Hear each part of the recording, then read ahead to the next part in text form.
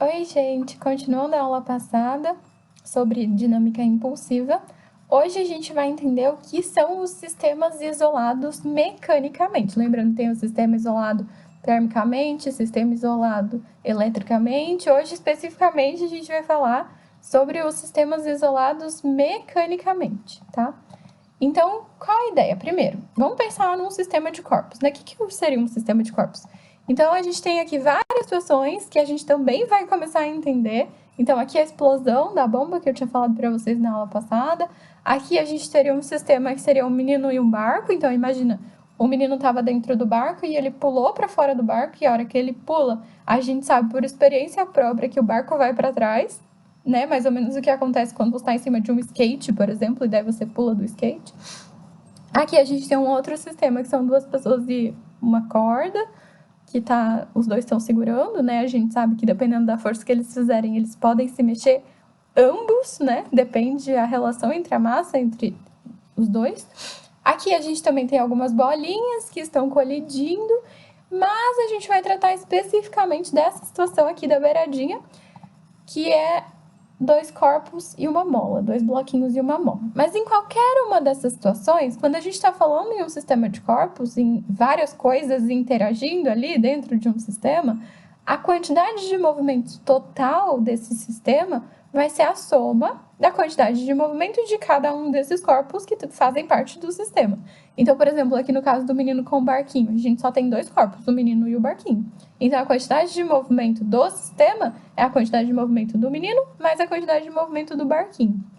E poderia ter 500 corpos, a gente ia somar todos. O que é importante a gente lembrar quando a gente vai fazer essa soma? Que quantidade de movimento é um vetor.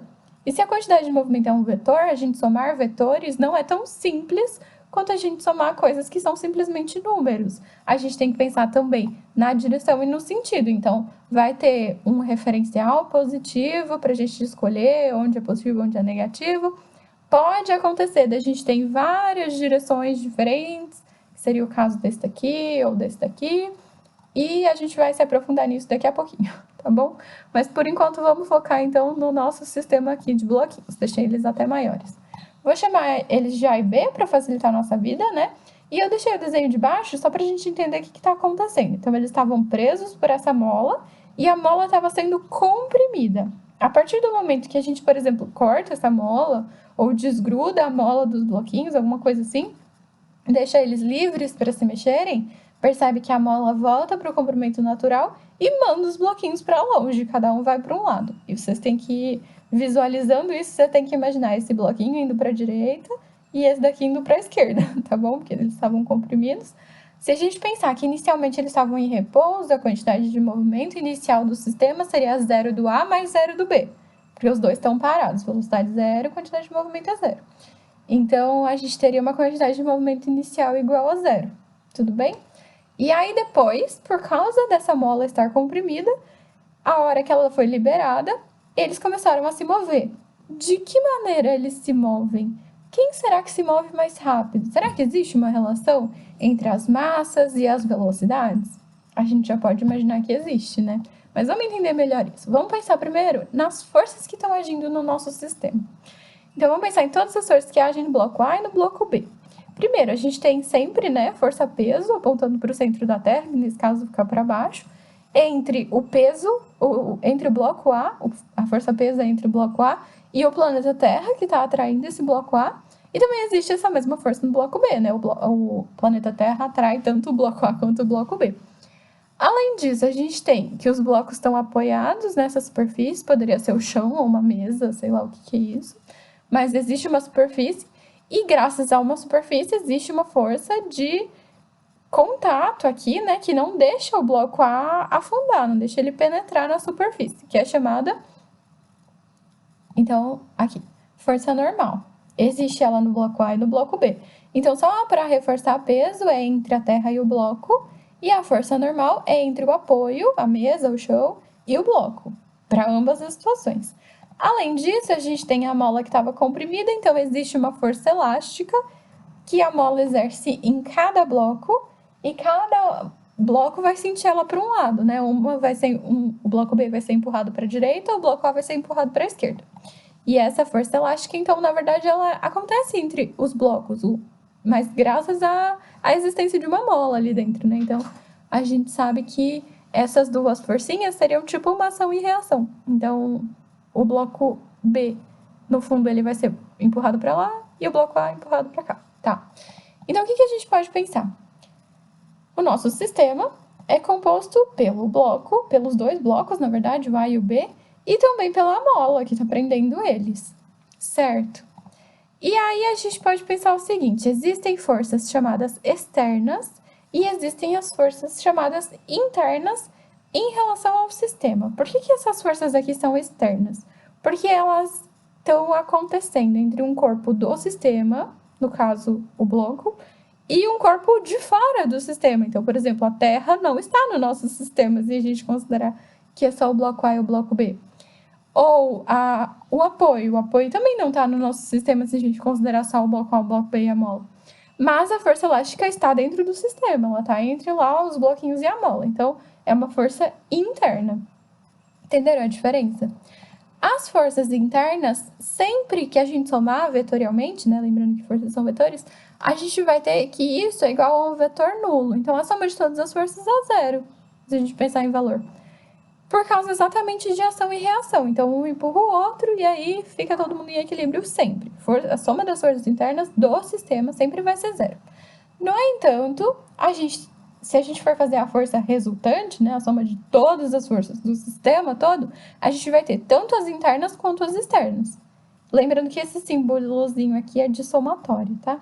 Então, a gente tem a somatória das forças internas mais a somatória das forças externas. Isso vai ser a nossa força resultante, mas as internas a gente já sabe que é zero, certo?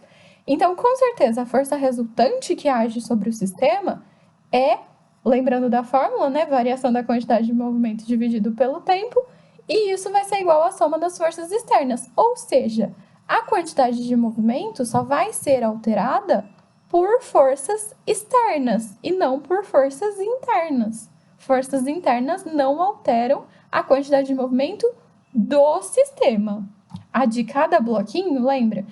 A hora que a mola foi liberada, um foi para um lado, outro foi para o outro. Eles adquiriram uma velocidade. Então, a de cada bloquinho, a quantidade de movimento de cada bloquinho mudou. Mas a do sistema não vai ser alterada se não tiver uma resultante entre as forças externas. No caso, então aqui, se a gente juntar as duas fórmulas, né, a gente tem que a soma das forças externas é igual à variação da quantidade de movimento dividido pelo tempo, e se a soma das forças externas for zero, não vai variar a quantidade de movimento, e a gente considera que o nosso sistema é isolado. Então, já entendemos o que era o sistema isolado. Vamos pensar naquele nosso sisteminha que a gente estava analisando ali, eu sumi ele para a gente fazer as contas. Voltei ele aqui agora. Quais eram as forças externas? Normal B, peso B, normal A, peso A. 4 forças externas. Se a gente somar normal do A com peso do A, vai dar zero.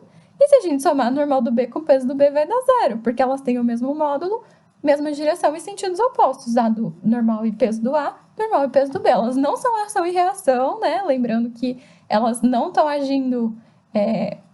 Aliás, o peso é entre o bloco e a terra, a reação disso é entre o bloco e a terra, não tem nada a ver com o apoio. Mesma coisa, a normal está agindo entre o bloco e o apoio, a reação disso é entre o bloco e o apoio. Então, peso e normal não são ação e reação, mas elas podem sim ter o mesmo sentido, e nessa situação elas têm. Aliás, têm o mesmo valor, e nessa situação elas têm. Então, elas estão se cancelando, a soma dessas forças externas é zero. Então, esse sistema a gente considera sim que é isolado. Então, a quantidade de movimento nesse sistema, a quantidade de movimento total do sistema está sim se conservando. Então, se a gente tinha uma quantidade de movimento inicial igual a zero, porque estavam os dois separados, a hora que a gente faz a quantidade de movimento final, a soma da quantidade de movimento do A com a do B, vai ter que ser zero. Por isso que cada um vai para um lado. Porque se a gente considerar um referencial positivo, por exemplo, para a direita, a quantidade de movimento do bloco B é positiva, mas a do A é negativa. E a hora que a gente somar as duas, isso vai ter que ser zero. Então, se os dois tiverem a mesma massa, os dois vão ter a mesma velocidade. Mas se eles tiverem massas diferentes, o que tem mais massa vai ter uma velocidade menor. E o que tem menos massa vai ter uma velocidade maior. E olha só como faz sentido com o que a gente vê no dia a dia. É lógico que aqui a gente está ignorando o atrito, né? A gente, no nosso dia a dia tem atrito em muita coisa. Em praticamente tudo a gente tem atrito. Mas a gente consegue fazer uma boa comparação. Então, a gente pode concluir que se a força resultante for zero, o impulso que age também é zero, e a variação da quantidade de movimento também é zero. Então, a quantidade de movimento final menos a inicial, a variação é sempre final menos inicial, vai ser igual a zero. Se eu passar menos quantidade de movimento inicial para o outro lado, vai passar positivo, e a gente conclui que a quantidade de movimento final é igual à quantidade de movimento inicial. E isso vale para qualquer sistema isolado. Então, isso é o que a gente chama de princípio da conservação da quantidade de movimento. Então, lembra todas aquelas situações que a gente falou tanto na aula passada quanto na aula de hoje? Todas essas situações a gente considera, desprezando os atritos, obviamente, a gente considera que são sistemas isolados.